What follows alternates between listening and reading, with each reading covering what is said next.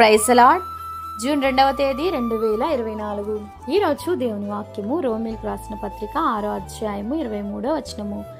ఏలైనగా పాపం వల్ల వచ్చు జీతము మరణము, అయితే దేవుని కృపావరము మన ప్రభు అయిన క్రీస్తునందు నిత్య జీవము. అవును, క్రీస్తునందు ప్రియమైన వారలారా, ప్రభు అయిన యేసు క్రీస్తునందు విశ్వాసం ఉంచువాడే నిత్య జీవం గలవాడు. కుమారుని విధేయుని కానివాడు జీవం చూడడు అని దేవుని వాక్యం సెలవిస్తుంది. అవును, కుమారుడు అనగా ప్రభు అయిన క్రీస్తును చూచి ఆయన యందు విశ్వాసం ఉంచు ప్రతివాడు నిత్య జీవం పొందుటయే తండ్రి అయిన దేవుని చిత్తము. అవును, నీతిమంతుల నిత్య జీవమునకు పోవుదురు, మనం ఆయన వారము. ప్రభువు ఇలా చెప్పెను, నా గొర్రెలు నా స్వరం వినును, నేను వాటిని ఎరుగదును, అవి నన్ను వెంబడించును, నేను వాటికి నిత్య జీవం ఇచ్చుచున్నాను కనుక అవి ఎన్నటికి నశింపవు. ఈ వాగ్దానం మనందరి జీవితంలో నెరవేరునుగాక. ఆమేన్.